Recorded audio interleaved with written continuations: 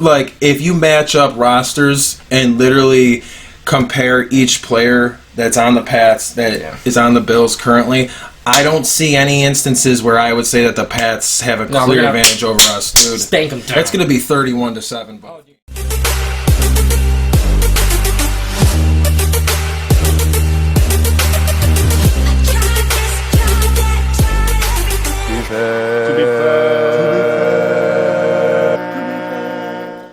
Hey guys, welcome to Be Fair Sports Talk. I'm Dave Gilman, coming at you here with Corey Canzaneri. What's up? And guys, I just want to say thank you so much for the support on the last video. If you guys don't mind liking, subscribing, and sharing this video as well, we'd really appreciate it, and would definitely help out the channel. So thank you guys so much. Corey, let's paint the picture for people here. Let's give them a history lesson about how things have changed from so long ago. Late 2012, we have Ralph Wilson. He agrees to a 10-year stadium lease. You know what I'm saying? And now it's March 2014. He passes away. We're wondering what's going to happen. We are sitting here and we are confused. We are lost. We are sad because we know that the team's certainty is up in the air. I remember this day so well when he passed away, and the first thing we all thought was, is the team really going to be gone? Is this really happening right now? It was just such a hard thing to deal with, and I remember wondering what the next steps were going to be for the team after dealing with the loss of Ralph Wilson. What are your thoughts, man? Honestly, bro, to me, what was scary was not knowing what was going to happen on a day-to-day basis. I remember this so fresh. Like, we were all talking about it on GRAM radio. There was people calling in crying and mad and just scared, and all we have in Buffalo is our sports teams, honestly. People want to say they're huge Sabres fans and stuff, but honestly, this is a football city. And the fact that we didn't know what was happening, Ralph had no plan in place. Ralph, I love the man, but he was a little ignorant. And he had no plan in place, and he was caught in his old ways. And in my opinion, he was holding our franchise back. And yeah, I mean, he may have helped us in the past and everything, and he's the reason why we have a franchise. But the man was caught in old ways, and this is a new era now. You got to split the business with the personal with that for sure. You know, I think that business-wise, he definitely was not good, but personal with him getting that 10-year lease in 2012, that was huge. It did help us with time and stuff like that. And unfortunately, though, because I guess it wouldn't have mattered, though, at the same time, because that year they had that clause, remember, where it was way less. That's right. It was way less to move the team and stuff like that, to where it was even like $10 million or something. It was some manageable amount to where a billionaire would not flinch an eye at it, knowing he was going to make that much more if he moved the team, you know, especially to Toronto and Bon Jovi and all of them were willing to be out. This is also while we were a shitty franchise. Yeah, this is while we're losing every season, not making the playoffs. We're basically the joke of the whole league.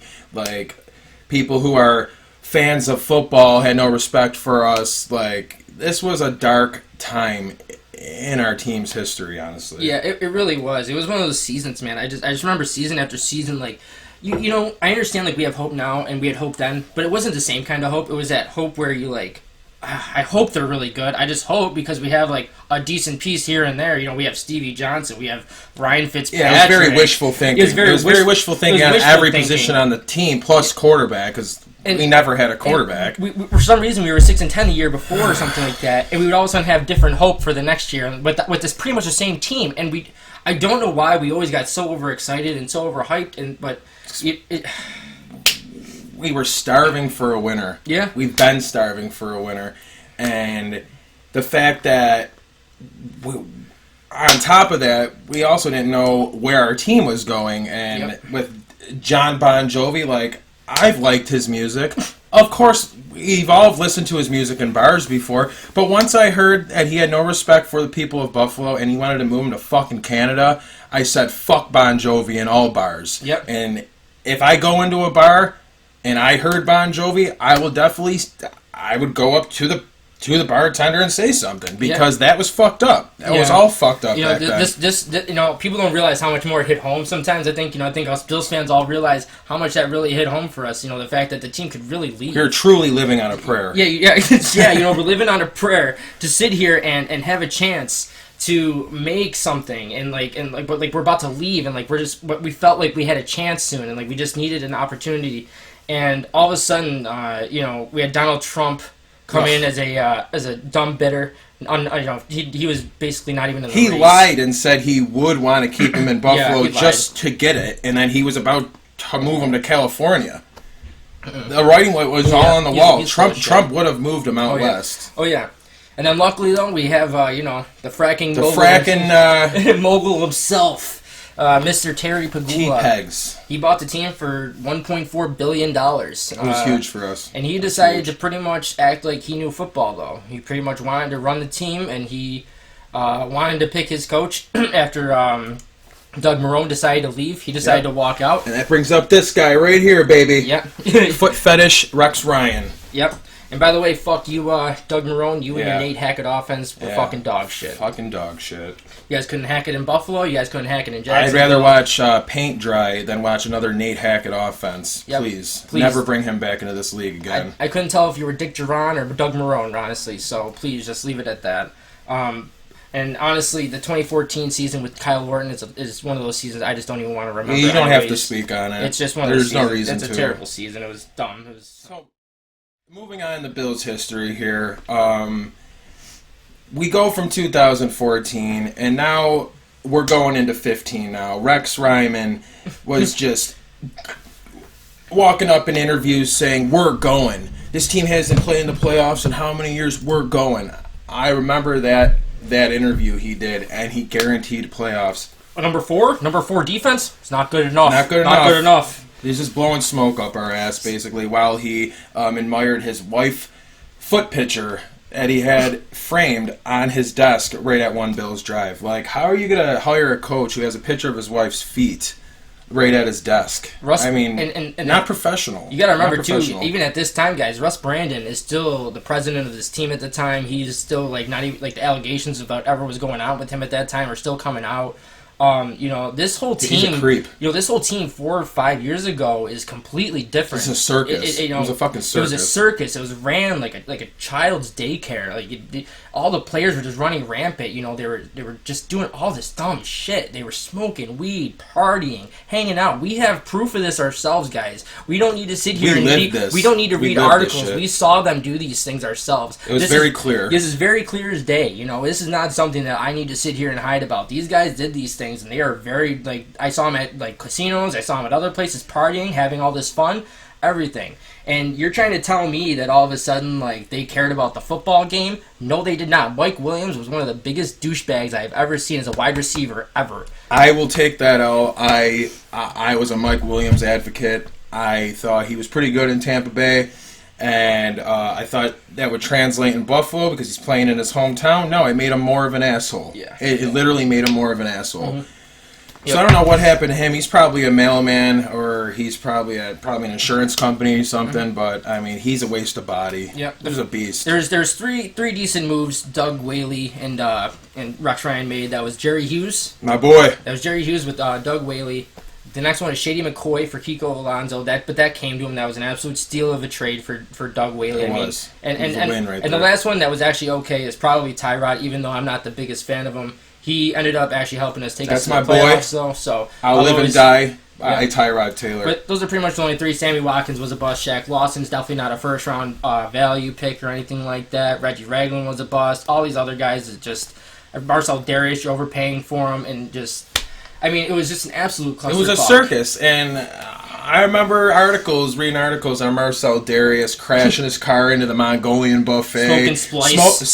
Smoking spice. He's not even smoking real weed. Yeah, he's just smoking weed. The whole team was out of control back then. Rex Ryan he allowed his players to just run rampant and not have a process. Yeah, he didn't. A process and a routine. Yeah. And that's what the Bills have missed for this whole 10 years of shit that we've all seen lately. Mm-hmm. But how times are changing is We finally got people in this building that know how to run an NFL franchise, and that's the biggest difference now. Yep. The second you see Sean McDermott get hired, I think You just everyone knew felt you knew different. that this was just real deal type shit. You just needed someone that was the exact opposite of Rex Ryan. Yeah. Rex Ryan was a cancerous was a problem fucking to the city, goofball. not even to the locker room, Yeah, to he the was a city, clown. and to the organization. He was an embarrassment. He was not someone that I would want as a coach and stuff like that personally. Or even as a friend. Yeah, he he seemed like an all around shitty guy. Yeah, to be he's honest. not the person I want and stuff. I've had discussions with defensive players before and stuff like that. They said he would put in way too many defensive plays per week, per day, make them run plays that they wouldn't even be using and stuff like that. So I don't have to tell you who it's from and stuff like that. I promise not to tell people things, but when I tell you that he was trying to make all these crazy schematic plays and stuff like that, you see Dennis Thurman and Rob Ryan on He the had two sidelines. defensive coordinators calling different Calling plays. plays and shit. And the They're all players throwing are numbers down on confused. poster boards That and was a shit joke. like that. It was all ran like a goddamn dumpster fire. And you see, I just remember looking sometimes on the sideline, seeing Rex, Rob, and Thurman all sitting there like going there With three different sides. with all three different hand That was signals and dumb. doing all this crazy stuff. It's like That was so you guys dumb. are running a way too complicated defense when it's honestly not that difficult, and that's why they were doing so shitty. They're having Marcel Darius try and go out into goddamn That was the coverage. funniest thing I've ever seen.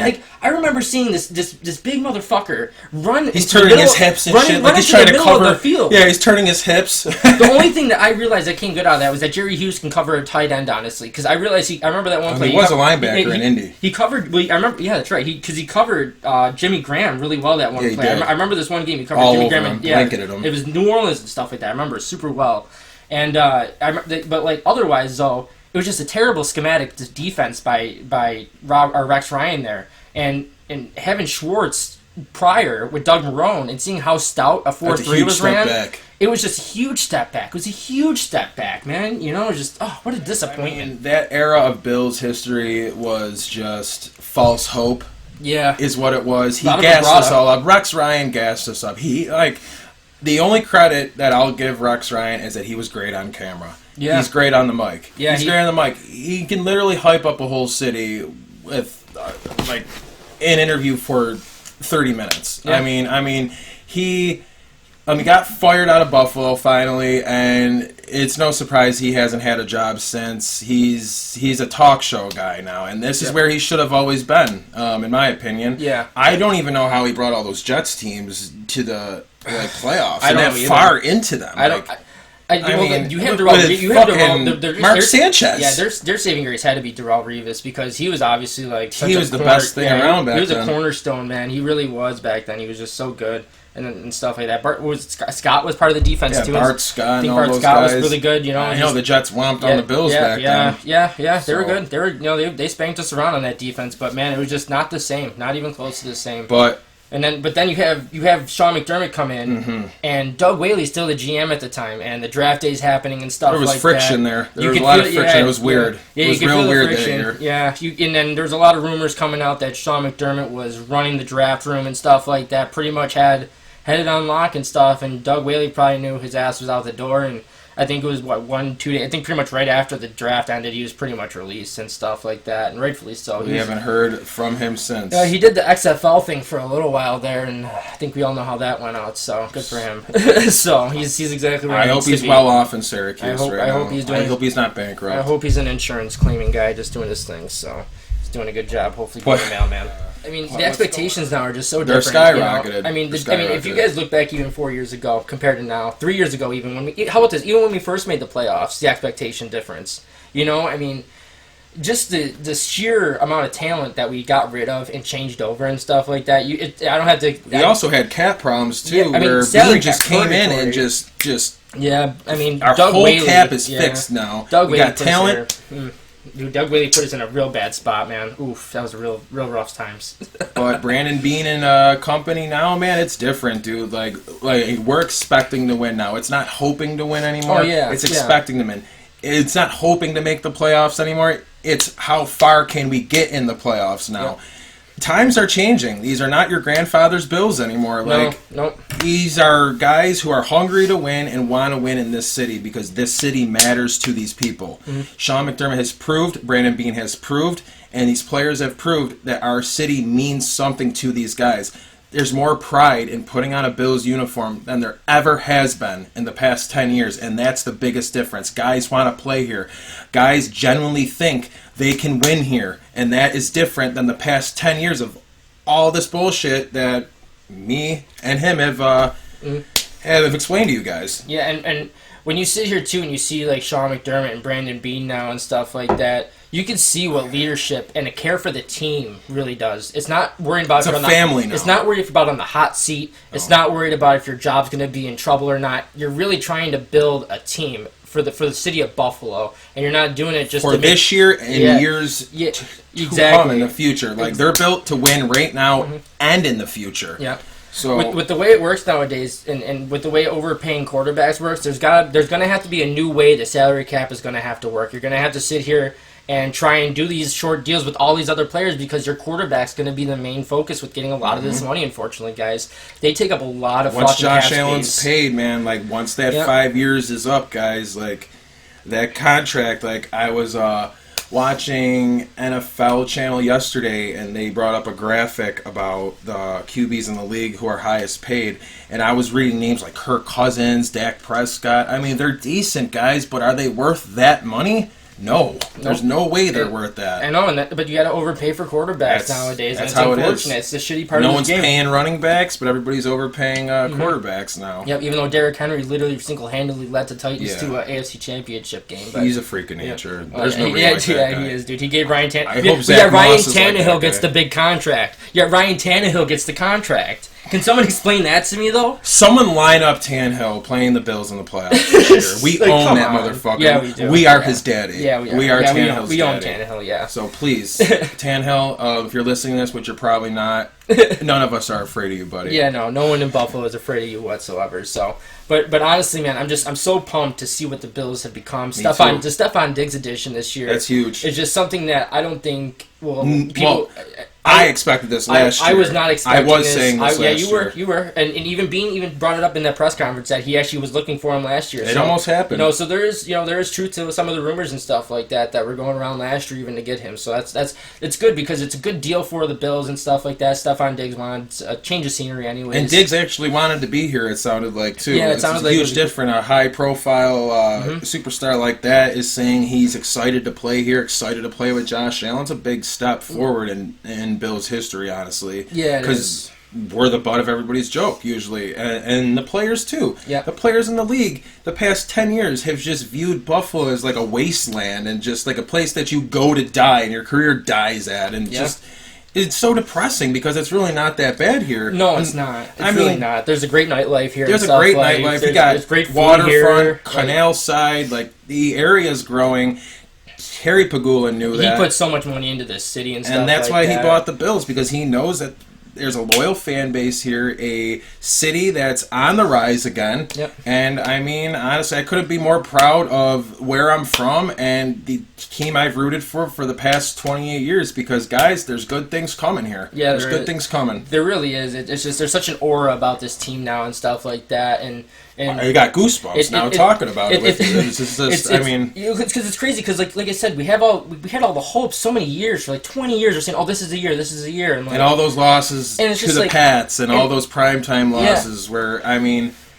Yeah, it's crazy to think about. It won't happen nowadays. Yeah, it's we'll win those games. Oh yeah, we got more primetime games than we've had. Four. We got That's four crazy. primetime games that we've had. You know, that obviously shows that the expectations are raised for us and stuff definitely, like that. Definitely. You know, we have more national media attention than we've ever had and stuff like that. We don't need Rex Ryan to get that national media attention. We can do it just by being a damn good football team and by showing that love and brothership and care for a family and the process. And the process really. Not rushing things. Building through the draft, smart free agent moves, smart trades, the process. This is the process that Sean McDermott said 3 years ago, guys, and now we're actually reaping all the benefits now. Yeah, it's been one of those things. He always says take it a week at a time and stuff like that with each game and stuff like that. Don't think about overanalyze a win. Yep, exactly. Just and get ready for next week and stuff like that. That's how it should be. He doesn't sit there and get too high. He doesn't get too low. He understands that there's always good parts even in a loss, and he understands there's bad parts even in a win. And he's always one of those people that is never afraid to have a good time with his players, and then also show them that there's times there's that you business. need to be serious. Yeah, there's pleasure in business. Yeah, and he's a great great. He's great with knowing when to mix it and knowing how to like intertwine both and stuff like that. And Definitely. I believe he's really just he's a blessing for the city. He's a blessing for the town. He's just been such a caring guy for us, and I couldn't be prouder to have him as a coach, honestly, for this team, man. And yes, when you have players who are good and you have a team who is viewed through the media as a good team, there's going to be pressure. Yep. There's going to be pressure on these guys that none of these players have felt in a long time playing on the Bills. And you know what?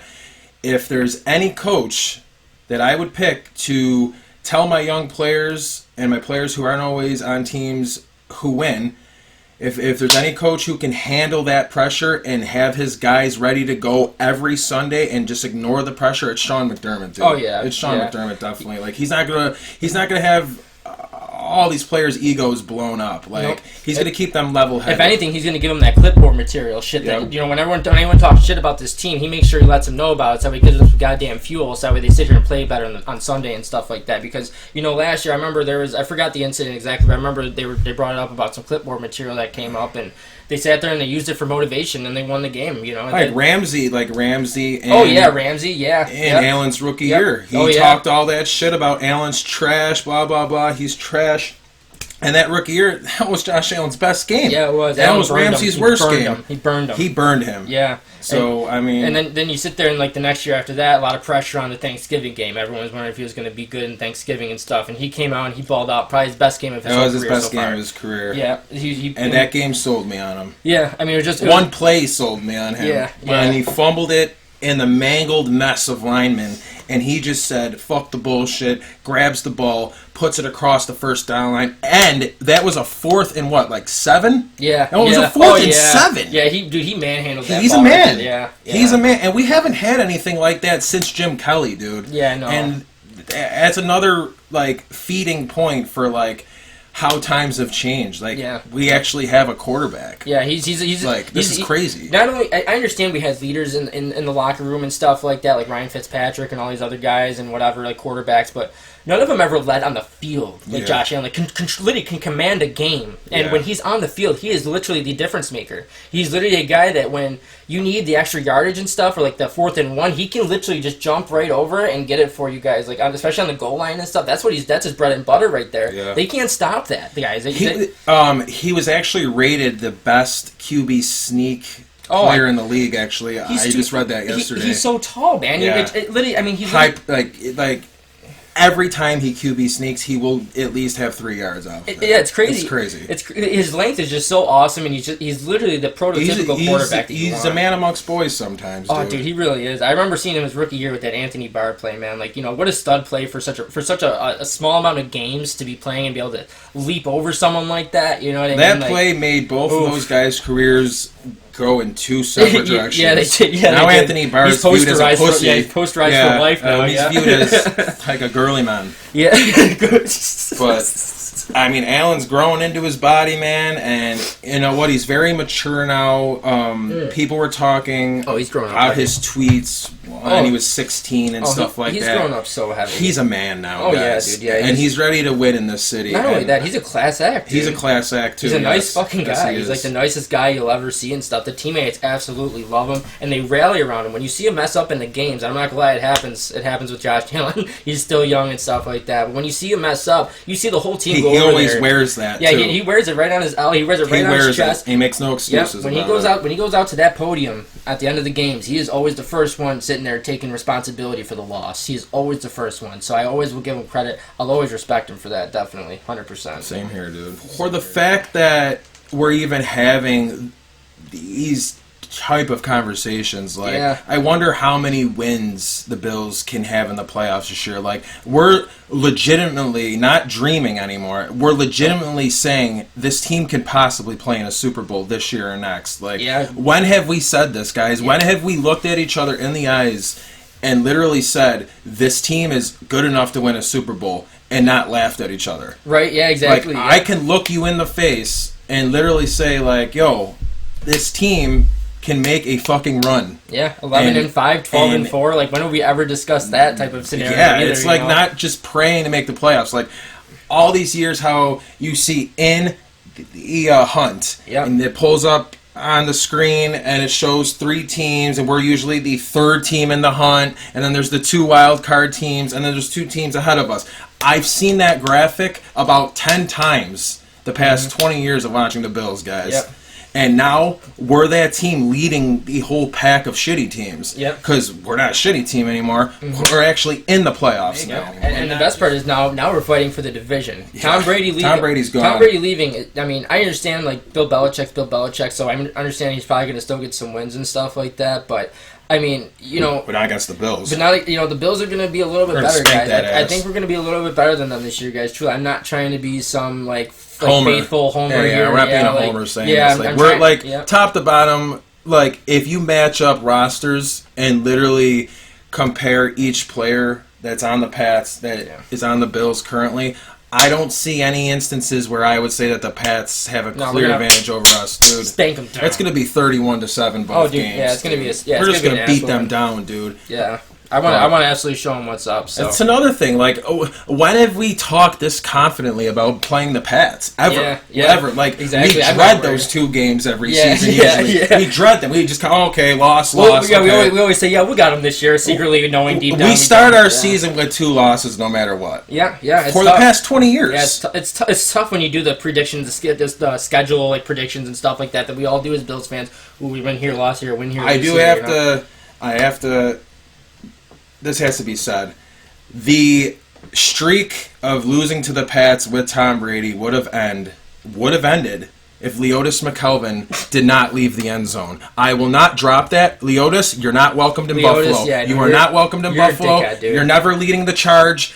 I'm never buying you a beer. Nothing. You are the worst corner that has ever played in this team. Yeah, oh god, It was probably unneeded to say that, but I had to say that. Well, no, actually no, because he got drafted round 1. He was a first round draft That was pick, a and he was waste. dog shit too. He was dog shit. And stuff like No that. ball I mean, skills. he's a max a number 2 corner and stuff like that. When He's as good as Nick when Rowley. Stephon Gilmore came in, that's when he did okay because he didn't have to Because he deal had with the number another 1 one man. on the other side. Yeah, he didn't have to deal with the number exactly. 1 man anymore. So like it was just way easier for him and stuff like that. For a first round pick. And he was playing under Schwartz, where literally everybody was. We would be good linebackers. Yeah, they were. We would get 5 sacks in one season. Yeah. In a Jim Schwartz defense. They were just so technically sound and stuff like that. They were so excited to play. Oh god, what a waste! That was a waste of team right there. We talked about it. I remember you talked about that too. I remember you talked about that too. You talked about that. You're like, man, this is gonna be a wasted year with this Mike defense. Pettin too. Mike Pettin, yeah. Mike Pettin, not as good as Jim Schwartz, but that was the same kind of defense. He had a lot of sacks though and stuff like that. We actually broke a record on sacks that year for the Bills. I think they had like 57 54, sacks. 57. Yes, that was great. It was mid-50s. Yeah, it was a great number and stuff like that. And they did just a wonderful job on the sacks and stuff like that. Like every other Bills team, if the offense is good, we have a shitty defense. If the defense is good, we have a shitty offense. Yep. That's how it's been, dude. And finally, luckily, we have, hopefully with the offense, getting Stephon Diggs and getting... You got Dawson Knox year 2. Dawson Knox He's year about 2. to blow up, I think. Got the running back as well from the draft and everything like Zach that. Moss. Zach Moss, yes. Zach Moss, he's a great pickup and stuff like that, you know. They really try to understand to get AJ Epineza and stuff like that. He'll be a good pick and stuff like that. Hopefully he's better than Shaq Lawson. That guy will have a role probably next year, like a 3-down player next year. But for this year, though, he's going to be fresh the whole entire game, and he's going to probably play third downs and stuff and rush the quarterback, dude, on obvious passing downs. Yeah, he's going to be a real great piece. Going to keep the whole line healthy and just fresh, really. No, you're right, dude, 100%. There's a lot of good Deions. Like not one of these players are a great Deion, but they got enough good players. They're going to wear down an offensive line easily. Yeah, they're going to wear. Yeah, because the thing is too, they can rotate so easily. You know, they got Mario Addison even, dude. Like everyone keeps forgetting, dude. There's literally 4 defensive ends. Quentin Jefferson, Vernon Butler. It's like, dude, it's nuts. And we get Harrison Phillips back. Yep, we got Harrison Phillips. We got Trent Murphy. We got Jerry Hughes. We got AJ Epineza, and we got Mario Addison on the defensive ends. So that's 4 defensive ends. Shaq Lawson. That other teams would be thriving, would be begging for any one of those guys. We have all of them on one team. We have a plethora of talent on this team, and it just feeds our whole topic here today, guys. Like, times are changing. Yeah, times are changing. We have talent. The Bills are not the butt of everybody's joke, and it's time that teams take notice of us because we're coming. Yep. We are coming. This team will win very soon. Probably this year, in my opinion, but... Yeah, I have a feeling this year and next year, because they're really showing that the 2-year window is like right now. I think they're trying to get Josh Allen on his rookie deal, especially, and trying to get as many players as they can try on to this keep 2-year Poyer window. another 2 years, Yep. too, and stuff. Like a High high. has 3, I think. Yep. So this is really our chance, guys. They got a lot of talent on both sides of the ball, and honestly, I couldn't be more excited, honestly, guys. Like, Yeah. I talked to random people in stores and stuff. I just randomly talked to them about Bills football, and every time I do, a bright smile on everybody's face I talk to about this, guys. Like, Yep. the aura and the attitude in the city is totally different, guys. Like, we're hungry here. Yeah, this is a hungry team. We are going to... Hungry city. Yeah, we're really striving right now. I think it's not the, like, I'm not going to say it's like the 05, 06 Sabres right now and stuff like that vibe in the city. Because But nobody, like, it's getting that there. vibe is like that. Yeah, but Oh, it's definitely like it's that. getting there, and like it's really starting to feel like every time you see him, like, oh man, I can't wait. I remember last year just how many times I would see like random people that weren't even really Bills fans hopping on the bandwagon, and they were circling the wagons right with us and Now- stuff while we were driving it, you know. And This is your only chance, people. Like, once week 1 hits, we're closing all the bandwagon doors. Yep, you better okay, get on now. so We're hop rolling, on right now, because I'm telling you guys, these are not your grandfather's Bills. I will use that quote over and over and over and over again, because all of our dads and all of our grandfathers have watched a shitty product yeah, we after the Super Bowl years. yep, we've And seen too then- much city football, man. We really have. We're due something, guys. We're due to finally win a Super Bowl, and I bet the whole league's pulling. I bet the whole league would honestly love to see the Buffalo Bills win. Oh, one, dude, honestly. it's one of those Cinderella stories. It would man. be the news throughout world, guys. Oh, yeah. Like, it would be like the Cubs winning a World Series, Oh, guys. yeah. Like that emotional, like it would that. be for us, yeah. 'Cause And- that's all we have here, really, is football, guys. I understand we have hockey and Hockey's stuff, but good. it's a football town, though. We really love our Hockey's fucking- only good when the Sabres are good. Yeah. That's the thing, though. Yeah. When the Bills are bad, We can still- people still love them. Yeah, because It never dies. the seasons are too long for the Sabres, you know? It's just way too goddamn long to watch a terrible team. Like, I love the Sabres. I keep up with them, but... Me too. It's just, you watch them a ton. You watch them a Probably absolute make ton. pot- We're a happy football town now, and I'm glad to see that the hype is there now. We're back to where we need to be. And, guys, I think that's going to do it for us for now. I just want to say thank you guys so much for watching the episode. We're really excited for the future of this team. I hope you guys are too. I hope that this little storyline helped you guys understand maybe from where we were to where we are now, what things have changed, and honestly how we should really appreciate things and take this moment and really grasp it and love this moment, because honestly this might not happen for a long time again if we don't do this right. So let's take these 2 years of football, of Josh Allen and this, and let's make it the best we possibly can. Let's root for these guys. Let's absolutely love these guys, because this is huge.